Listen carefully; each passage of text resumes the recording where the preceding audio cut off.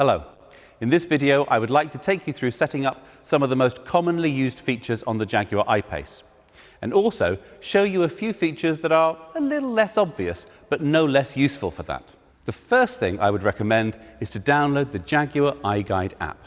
This contains not only a full searchable copy of the handbook, but also a reference guide for warning lights on the dashboard, a frequently asked questions section, and a visual tour around the inside and outside of the car with information on the controls, buttons and features. It's a great source of immediate information when a question pops into your head, or you just see a button and think, well, what does that do?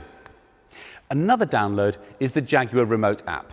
Your car comes with a SIM pre-installed by the retailer, who should have spoken to you about the setup of your account that enables many of the intelligent features on the car. Okay, let's start then with the smart key.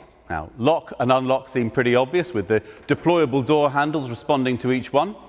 Pressing the lock button just once will lock the car. Pressing twice will double lock. Now, this means the car cannot be unlocked from the inside, so even if someone smashes a window, they still can't open the doors. Next, there is a button to unlock just the boot. If you have a powered tailgate, this will open or close the tailgate automatically, so do ensure there is space for it to safely operate. There are sensors that will stop it if obstructed, but you'll notice I use my arm rather than my head to demonstrate that. Now, powered tailgates can also be operated by the button above the number plate on the outside, a button by the driver's knee inside, and a button on the back of the tailgate itself. If you wish to adjust the height the tailgate opens to, if, for example, you have a garage with a low ceiling, reposition the tailgate to the desired height, hold the button down until you hear a beep, and this will store the height to memory. If you have the hands-free gesture tailgate, so long as the smart key is in your pocket, sweeping your foot under the rear corner of the car will trigger the tailgate to open or close. I-Pace has an additional storage area underneath the bonnet. Now, the bonnet can be released using a button by the driver's knee inside the cabin or from the key fob itself. Once released, simply slide the catch to open the bonnet. The final button is a panic alarm. Press for 3 seconds or press 3 times in 3 seconds and the horn will sound and the hazard lights will flash.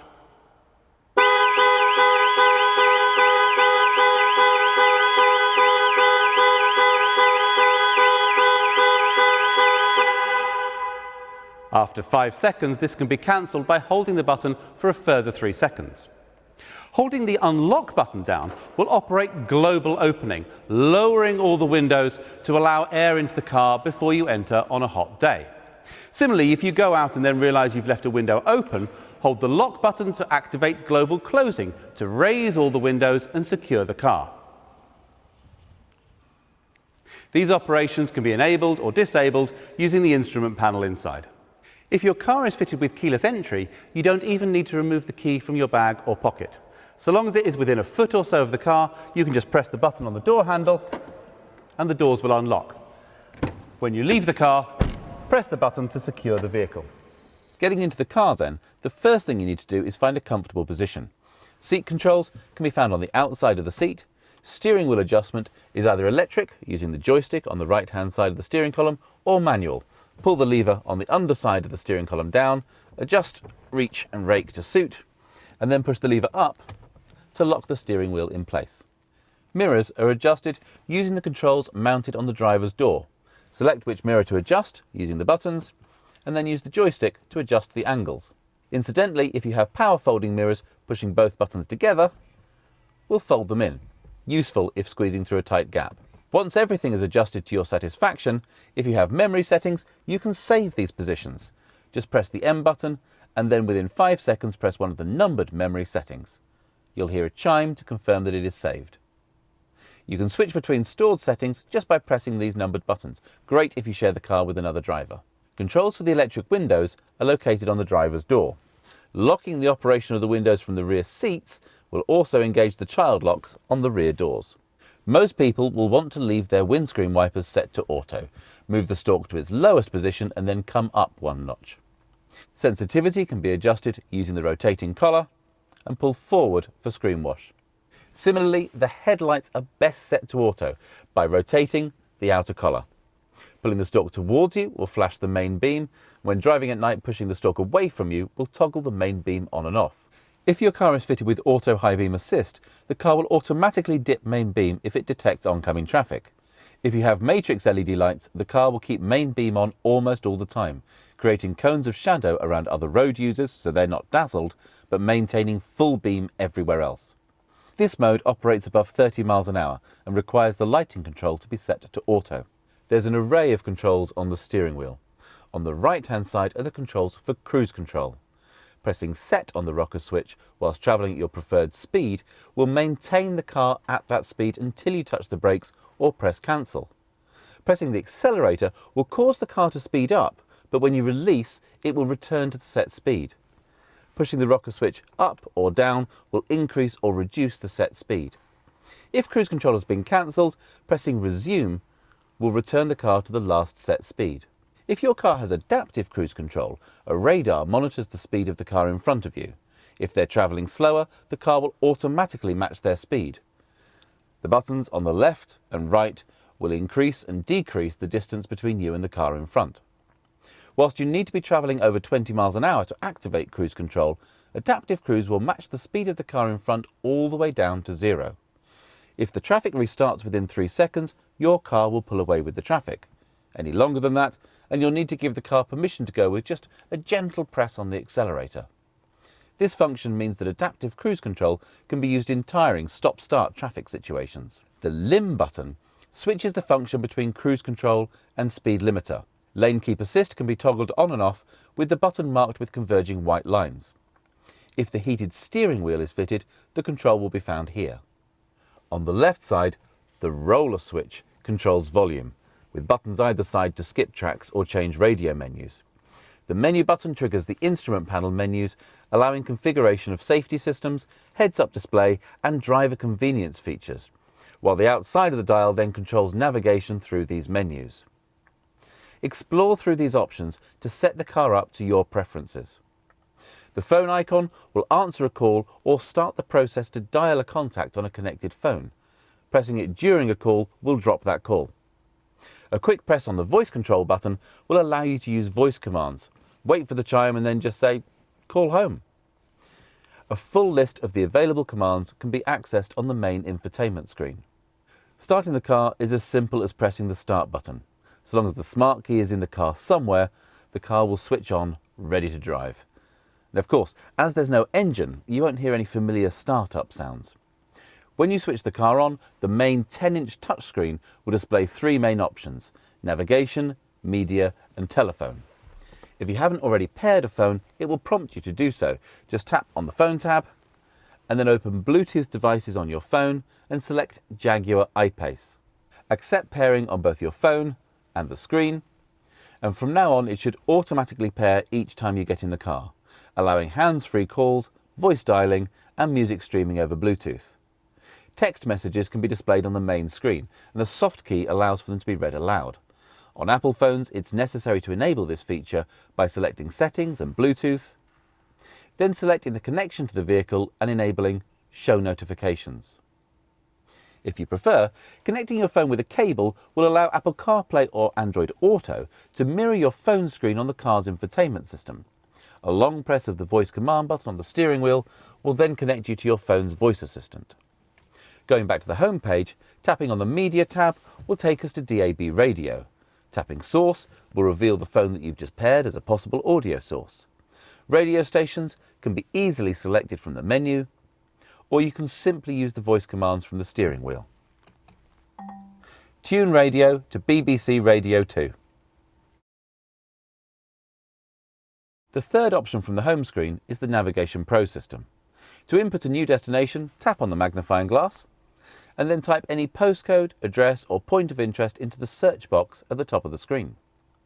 You can also search for businesses and transport links, hotels and restaurants.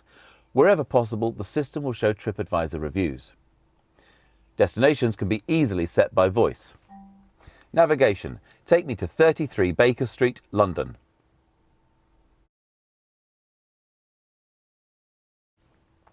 As well as appearing on the main 10-inch screen, navigation instructions will also be shown on the interactive driver display in front of the driver, along with the display of the charge remaining and estimated range on that level of charge. This screen can be reconfigured for a 1 or 2 dial display by pressing Menu and selecting Display Options. You can even bring the map across the whole screen, retaining a digital readout of your speed.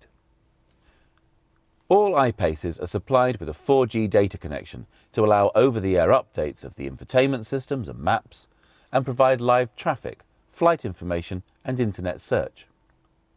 When the system has an update available, it will alert the driver on the main menu screen and ask for permission to update when you switch off the engine. Only agree at a convenient time, as the car must then remain switched off and locked for up to 30 minutes whilst the update is applied. Swiping to the left from the home screen reveals additional features such as 4x4 information and driving efficiency analysis, and options for smart settings. The car can be set to recognise different drivers, either by different smart keys or the signal from their mobile phone, so the system can develop separate profiles for each driver's preferences. If memory seats are fitted, this starts with automatically putting the seat in the correct position for each driver. It can also analyse behaviour to pre-select navigation routes based on your regular routine, store audio preferences, and also remember climate settings. So the car might automatically put the heated seats on when it's below 6 degrees outside. Remember that you listen to a particular radio station on the way to work, but listen to a podcast on the way home. Know that on Thursday you come home via the gym and set the navigation accordingly. It will also remember that you like a 1-dial display, but your partner prefers 2 dials with the map shown between them. Obviously, this involves storing a level of personal data, so when setting the system up, you can choose what data is stored on each profile. If you don't want it to store location data or information on your phone calling habits, just deselect these options. The lower touchscreen has controls for heated seat options, heated windscreen and ventilation. A quick swipe down will transfer phone and media controls to the lower screen for occasions where you're using the navigation map on the main screen. Heated and cooled seats can be controlled by the large rotary dials, also used for climate control, by simply pressing the dial in to change function. iPace only has 1 gear, so there isn't a gearbox as such. The buttons on the centre console allow you to simply select drive, neutral, reverse and park just by holding the brake and pressing the button. The response when you put your foot down in iPace is incredible. 700 Newton meters of torque propelling you forward, but when you take your foot off the accelerator, there's a braking effect from the regenerative braking system. This can be adjusted by swiping left from the home screen, selecting My EV and then EV Setup, and selecting high or low. High allows up to 0.2 G of braking from releasing the throttle, so in many situations it allows near one pedal driving. Many factors will affect the range that iPace delivers. Air resistance increases exponentially with speed, so faster motorway speeds will reduce the range. Smooth driving with gentle braking will allow the iPace to conserve power and harvest the maximum kinetic energy when slowing down. The Eco Data feature shows an analysis of how driving style affects range and shows the power usage of different systems on the car. iPace has a range of driving modes, selectable with buttons on the centre console. Comfort is standard, and the buttons cycle through the Eco, Dynamic and Rain Ice Snow modes, displaying selection on the information panel. Further driving aids such as all-surface progress control and hill descent control give superb control on difficult surfaces. The iGuide app will give more detail on using these. Just below these buttons are the controls for air suspension, if this is fitted. As standard, iPace will automatically lower 40mm to allow easy access in and out of the vehicle. When needed, the controls raise the suspension 50mm above normal drive height to give a maximum wading depth of 550mm and ground clearance of 235mm. The electronic park brake will disengage automatically when you drive away and re-engage when you switch the engine off. A manual override control is located by the driver's knee. Automatic braking systems for city driving are standard and detect other traffic, pedestrians and cyclists, preventing collision or mitigating damage. Cars fitted with adaptive cruise control have a high-speed emergency braking system. The lane keep system will provide a torque steer back into the lane if the car thinks you're drifting beyond the lane markers, so it's important to indicate when changing lane. If blind spot assist is fitted, the door mirrors incorporate a blind spot warning system, lighting up when a vehicle is travelling alongside and flashing rapidly to warn if a car is closing to overtake.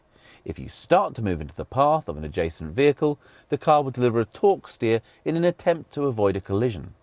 These driver aids are designed to intervene when there is no input from the driver, which is surprisingly hard to simulate, so please don't try to test these systems. Any input from the driver will override them, and they do not reduce the driver's responsibility to drive safely and attentively. They can be deactivated, but as all of them have been shown to save lives both inside and outside the vehicle, they are switched on by default, and we recommend leaving them that way. For additional safety, in the event of an accident where the airbags are deployed or the battery system is isolated, the car will automatically contact emergency services, sending GPS location data. Emergency services can be contacted at any time by pressing the right-hand button above the rear-view mirror. The left-hand button summons breakdown assistance. Both these buttons have covers to avoid accidental operation. The charging port is on the passenger side. For AC charging, simply plug the Type 2 plug into the socket. If charging at home, plug the cable into the power and then plug into the car. The LED indicator next to the socket will start white to give some illumination while plugging in, and then start flashing as it makes the connection. When charging starts, the LED will flash green, changing to solid green when charging is complete. A red light indicates a problem charging. When you lock the car, the cable will lock in place and it's not possible to engage drive whilst the cable is connected. For fast DC charging, the rubber cover beneath the charge socket needs to be removed to reveal the two large diameter ports that can accept high voltage DC input. Public charging stations will have individual instructions for payment and use and always have the DC charging cable attached to them. The remote app provides monitoring of many systems. When you first run the app, there is a quick start guide to aid setup, and then it provides control over remote locking and unlocking of the car, gives live information on charging status and current range, reports the last parked location of the car so you can always find your way back to it. And it can export a full journey log in the form of an Excel spreadsheet. So if you're tracking mileage for business use, this is really easy to keep track of. The batteries and I-Pace work most efficiently at a temperature of 22 degrees. In the UK, it is unlikely they will be at this temperature most mornings. Preconditioning brings both the cabin and the battery to this temperature so that I-Pace can maximise available range. This can be programmed in advance. Swipe left from the home screen and select Vehicle Preconditioning, and you'll be able to set up either one-off or recurring departure times. And so long as the car is plugged into power, I-Pace will ensure both cabin and batteries are warmed to optimum temperature. The same screen will allow you to set preferred charging times to make use of any low-rate electricity tariffs. If your schedule doesn't allow for this level of planning, the remote app has a controlled trigger preconditioning. Just press the button on your phone 20 minutes before heading out, and so long as the I-Pace is plugged into power, it will de-ice itself and warm up to prepare for departure. This video has really only touched on the essentials. Please make use of the iGuide app or videos on our YouTube channel to find out more, or contact your retailer with any questions. Thank you for your time and enjoy your time with the Jaguar I-Pace.